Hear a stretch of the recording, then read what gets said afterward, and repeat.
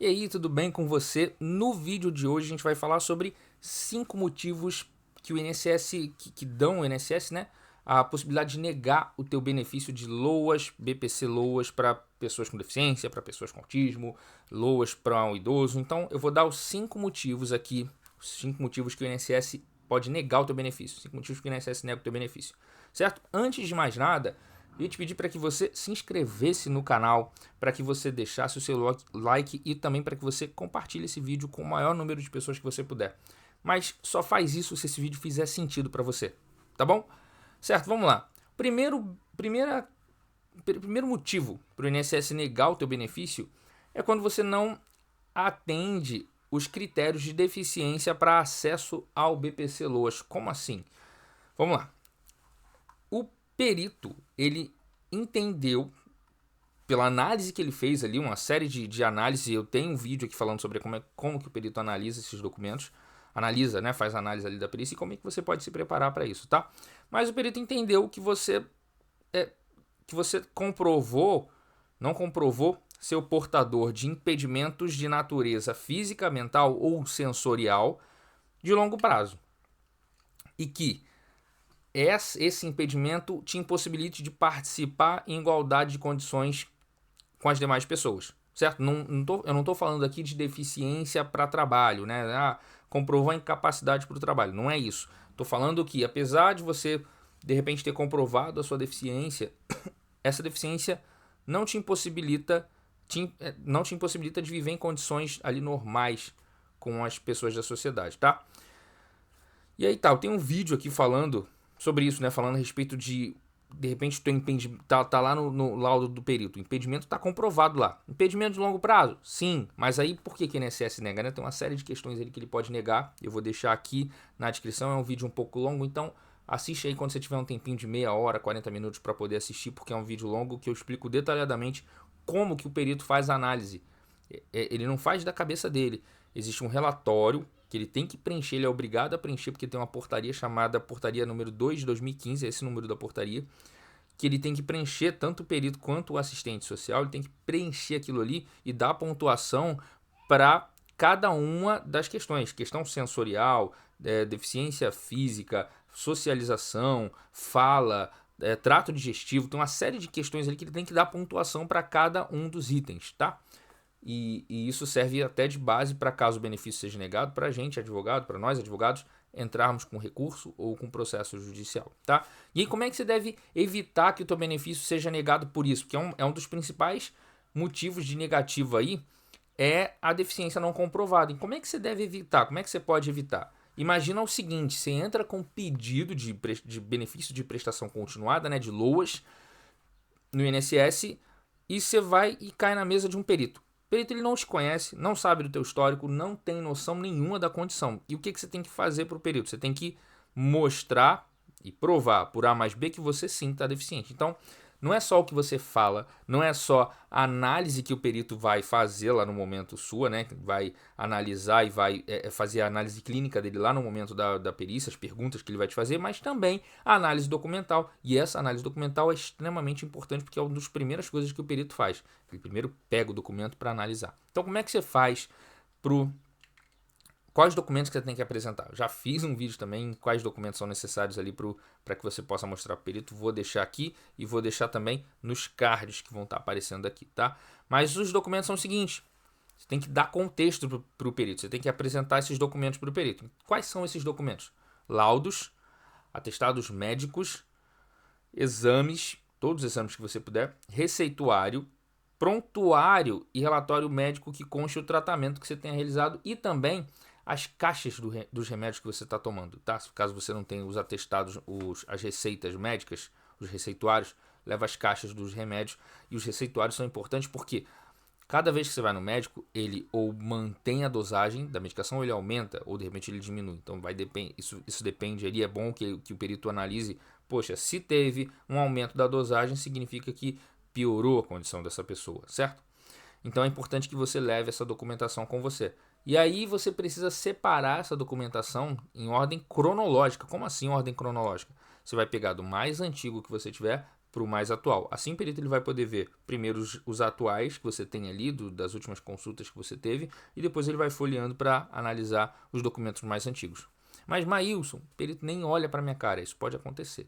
Isso pode acontecer dele nem olhar para sua cara, só fazer ali a análise, de repente não olha nem para o seu filho, nem examina o seu filho, faz algumas meia dúzia de perguntas ali e está tudo certo. Então, você tem que recorrer e é direito seu pedir essa análise que o perito fez, tá bom? Segundo motivo para o INSS negar o teu benefício. O segundo motivo é superação de renda. Como assim superação de renda? A renda per capita. Existe uma renda per capita e essa renda per capita não pode ultrapassar de um salário mínimo. Como é que calcula essa renda per capita? Você vai ver todas as pessoas que têm renda na tua família, todas as pessoas que têm renda. Vai somar a renda dessas pessoas e vai dividir pela quantidade de pessoas que moram ali na mesma casa, moram sob o mesmo teto. E essa renda não pode passar de 1/4 do salário mínimo. Você vai pegar o salário mínimo, divide por 4 e aí você vai saber até quanto de renda per capita a pessoa pode receber, tá? E essa é a forma que você calcula, a forma mais simples de você calcular essa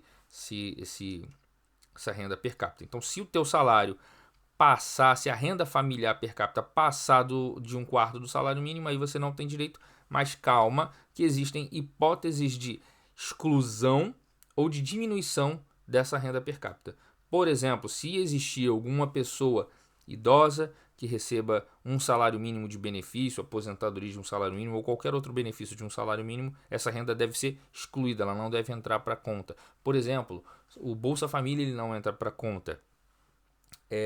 Outra pessoa que receba um benefício de prestação continuada, um LOAS dentro da família ali, no grupo familiar, a gente chama de grupo familiar, também essa renda não pode ser contabilizada. Então tem uma série de questões ali que as rendas não podem ser contabilizadas e também tem questão de desconto, né? Às vezes medicação, às vezes gastos com fralda, mas tem toda uma questão de negativa do SUS, tá bom? Tem toda uma outra situação que não cabe falar nesse vídeo, senão a gente ia desviar muito do assunto, tá bom?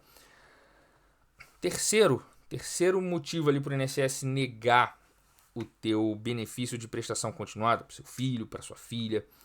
Terceiro motivo é ausência de cadastro único ou cadastro único desatualizado.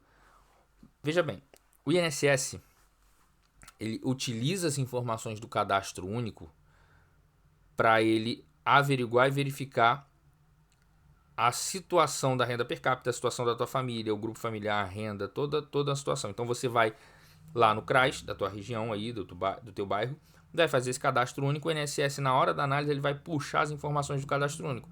E esse cadastro único, ele deve ser atualizado a cada 2 anos. Então, se você não atualizou esse cadastro único, o que o INSS pode fazer é fazer uma exigência ou negar o benefício de cara. Ele pode fazer uma exigência assim, olha, atualiza, identificamos que o cadastro único não está atualizado e que eu peço para que você faça a atualização. Ou o INSS pode simplesmente negar. Se ele tiver desatualizado, informações salariais, de repente, o que o INSS pode fazer? O INSS ele cruza as informações. Então, se ele verifica, por exemplo, que você tem na tua identidade lá, casada, você está casada, mas você está separada de fato, e no teu CAD único não tem essa informação que você está separada, aí tem uma coisa que você precisa verificar. Você tem que, por exemplo, juntar um documento chamado declaração de separação de fato, ou você tem que juntar a certidão de casamento com a averbação de divórcio. Tudo isso que eu estou te falando, um advogado no início, logo quando ele faz a primeira entrevista com você, ou entrevista para o benefício do seu filho, em caso de pessoas mais jovens, mais novas, ele deve averiguar toda essa questão. Então ele vai analisar todas essas questões para que o teu benefício não seja negado logo de cara, para que o benefício seja concedido. O objetivo é que o benefício seja concedido, tá bom? Então como é que você faz para evitar essa negativa? Mantenha o teu CAD único atualizado e, se você não tiver um cadastro único, faz um cadastro único no CRAS aí da tua região, tá bom? Mais próximo a você. Quarto motivo para o INSS negar o teu benefício de LOAS, negar o benefício de LOAS do teu filho ou da tua filha. Pode ser que isso acontece também, isso acontece bastante. O quarto é MEI, um MEI ou uma empresa aberta no nome de algum membro do grupo familiar. Isso pode acontecer. Às vezes você faz um um benefício, você cria um MEI, é muito fácil você criar um MEI, né? Microempreendedor individual, é só você acessar um site um site na internet, você cria um MEI ali, em menos de 10 minutos você está com um MEI prontinho. O que você tem que ter em mente? Às vezes você cria um MEI para motivos de aposentadoria. Não, vou fazer uma contribuição aqui para que eu consiga me aposentar lá na frente. E você está fazendo, você escolheu a opção errada, porque às vezes o valor que você paga no MEI pode não dar direito a você conseguir um LOAS para o seu filho, para sua filha. Isso pode prejudicar. Existem formas de você contribuir para a Previdência Social. Você deve contribuir para a Previdência Social, mas não como MEI. Se você não tiver atividade, você deve contribuir como contribuinte facultativo. Que mesmo estando com o BPC LOAS, você pode contribuir para fins de aposentadoria. Isso não vai atrapalhar em nada. Então, o que você tem que fazer para evitar essa negativa? Caso você tenha um MEI que você fez com o objetivo só de aposentadoria, ou um MEI que você não utiliza, às vezes você faz o MEI e esquece, para de pagar e esquece. Caso seja esse o seu caso, você não usa, ou você faz só para motivo de aposentadoria, você deve encerrar. A forma mais prática é encerrar, dar baixa no MEI.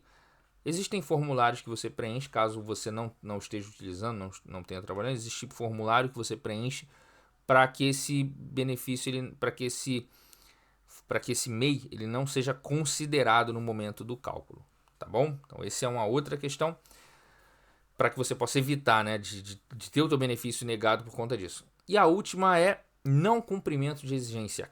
Quinto motivo para que o teu MEI possa ser negado, outra coisa que acontece bastante, é o não cumprimento de uma exigência. Então, o INSS, quando ele precisa de documentação, ou ele precisa que você preste alguma informação, alguma coisa que não ficou muito clara, por exemplo, como eu falei anteriormente, você está na tua identidade tá como casada, mas você não está casada no CAD único, o INSS fica meio confuso, você não juntou as informações anteriormente, então ele faz uma exigência. Olha, pessoa, eu preciso que você explique essa situação aqui para mim. Caso você não esteja de fato casada, você tem que apresentar um documento chamado Declaração de Separação de Fato. Você me explica isso, por favor? A INSS emite uma carta de exigência. E essa carta de exigência, ele manda ou no teu e-mail, ou no teu SMS, no teu telefone, ou você pode consultar ela através do portal do meuinss.gov.br para que você possa ter acesso a essa informação e aí poder cumprir essa exigência. Você não pode passar de 30 dias sem cumprir, tá? Se chegou ali o INSS te dá um prazo de 30 dias. Se você deixa passar esses 30 dias, o INSS ele vai negar o teu benefício por não cumprimento de exigência, tá bom? Então é isso, esses foram os 5 motivos. Espero que você tenha entendido, espero que você tenha gostado desse vídeo. Por favor, eu te pedi uma ajuda para que você compartilhasse esse vídeo com o maior número de pessoas que você puder. Compartilhe esse vídeo com o maior número de pessoas que você puder. Deixa o teu like, que isso ajuda bastante a gente aqui a continuar produzindo esse conteúdo para você, tá bom? Grande abraço para você e até o próximo vídeo.